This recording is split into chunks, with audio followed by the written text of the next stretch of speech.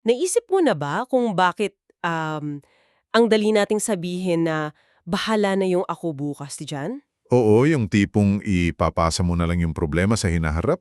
'Di ba? Yung tipong kakain ka ng isang buong pizza ng 12:00 ng gabi kahit alam mo sasakitan tiyan mo pagising, para bang ibang tao ang makakaranas ng hirap. Parang stranger yung future self mo sa ganyang sitwasyon. Exactly. Kaya sadyang ginawa natin ang malalimang pagtatalakay na ito para sa iyo. Para maintindihan natin kung bakit parang estranhero ang tingin natin sa future self natin. At paano natin aalusin yung ganitong mindset? So, bihimahin natin ito. Nakakabaliw kasing isipin na isang tao lang naman tayo pero ganito tayo mag-isip. Correct. At may malalim na siyentipikong dahilan dyan actually. May mga neurostudies kasi na nagpapakita na kapag iniisip natin yung future self natin, yung umiilaw na bahagi ng ating utak ay pareho doon sa umiilaw kapag iniisip natin ang isang totally random na estranghero. Wait, talaga? As in parang stranger lang? Literally, hindi tayo makafeel ng empathy sa sarili natin sa hinaharap. Pero yung gusto sana nating itiin ngayon, galing sa source natin, ay yung konseptong tinatawag na psychological continuity o psychological na pagpapatuloy. Teka, psychological continuity, ibig sabihin ba nito, kahit feeling ko estranghero yung ako bukas, um, hindi napuputol yung pagkatao ko, tama ba? Oo, eksakto. Kasi ako pa rin naman yung sasalo ng epekto ng mga ginagawa ko ngayon. Naiisip ko tuloy na parang parang isang relay race ito. Magandang analogy yan. 'Di ba? Kung hawak ko yung baton ngayon, tapos tinamad akong tumakbo, ipapasa ko yung napakalaking burden sa susunod na mananakbo. Ang masaklap doon, ako rin yung susunod na mananakbo na yon. Yan yung nakakatakot dyan eh. Kaya napakabigat ng konseptong yan. Hindi mo pwedeng takasan yung sarili mo. Ang ideya kasi ng psychological continuity, nagpapaalala ito na ikaw ngayon ay direktang responsable sa kung sino ka bukas. Right. Yung desisyon mo ngayon, yung pag-scroll mo sa phone, imbes na tapusin yung isang importanteng report, hindi lang nade-delay yung trabaho. Direktang pinaparusahan mo yung future self mo. Real talk yan ah. Alam ko naman na masama ang mag-procrastinate. Pero in reality, lalo na kapag pagod na ako ngayon, madalas wala na akong pakialam sa mangyayari bukas eh. Gusto ko na lang talagang magpahinga.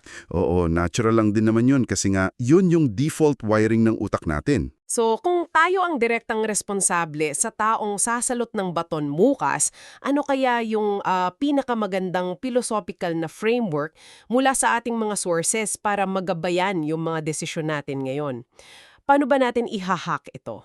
Dito pumapasok yung isang napaka-practical na solusyon mula sa sinaunang pilosopiya ng Stoicism o Stoicismo. The Stoics. Familiar ako dyan. Oo, sikat sila, di ba? Ang cognitive hack kasi ng mga Stoics ay hindi nila pinipilit ang sarili nilang mag-alala ng sobra sa hinaharap. Sa halip, nakafocus sila sa mismong aksyon ngayon. Okay, so paano nila ginagawa yon? Ang solusyon nila ay yung tuloy-tuloy na cultivating virtue o yung pag-build ng karakter mo araw-araw. Bale, ginagawa mo ang isang mahirap na task ngayon, hindi lang para gumaan ang buhay mo bukas, kundi dahil iyon yung tamang gawin ngayon mismo. Okay. Ang reward mo ay yung pagiging maayos na tao mo sa kasalukuyan. Wait, dito nagiging talagang interesante ang lahat.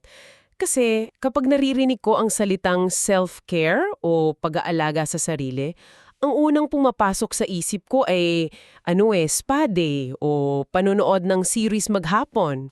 O nga, yung tipong treat yourself. 'Di ba? Yung simpleng pag-iwas sa stress. Pero sa pananaw pala ng Stoicism, ang tunay na self-care ay hindi lang pagre-relax. Isa pala itong active na pag-build ng mental reps. Yung paggawa mo ng mahirap na bagay ngayon, yang pala yung tunay na sandata o pag-aalaga sa sarili bukas. Eksakto. Kapag pinili mong mag-workout kahit tinatamad ka, o kaya kapag inayos mo yung budget mo imbes na mag-impulse buy, hindi mo lang inililigtas sa sakit ng ulo ang future self mo. Tinitrain mo rin yung sarili mo. Tama. Tinetrain mo ang utak mo na maging disiplinado. Binabago mo yung character mo mismo sa kasalukuyan para maging mas matibay. Binalikan ko tuloy yung relay race analogy natin kanina. So, hindi mo lang ginagalingan tumakbo para hindi mahirapan yung susunod sa'yo. Ginagalingan mo dahil runner ka. At yun yung standard mo sa sarili mo. Yun yung virtue mo ngayon. Galing ng pagkakabuot mo dyan. Ginagawa mo siyang habit hanggang sa maging automatic na siya. Makes sense. Ang kalidad kasi ng buhay ng iyong future self ay hindi nakadepende sa swerte. Direktang nakasalalay ito sa kung paano mo hinahandle yung kasalukuyan. Yung pag-cultivate mo ng kabutihan sa present, yung sipag, pasyensya at desisyon mo ngayon, yan ang magiging comfort at sandalan ng future mo. Grabe, ang ganda nun. Kaya para sa iyong nakikinig na araw-araw tumatakbo sa sarili mong relay race, ito yung gusto naming pag-isipan mo.